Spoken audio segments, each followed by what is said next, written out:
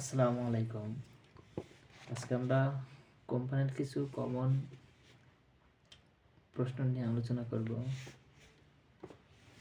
যেমন ডিএ শব্দটার মানে কি?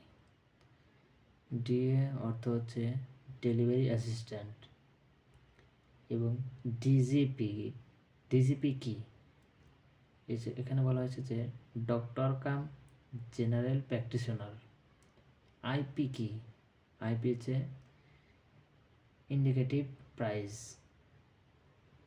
এমআরপি এমআরপি হচ্ছে maximum retail price.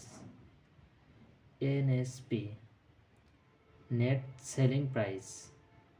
STC short term credit.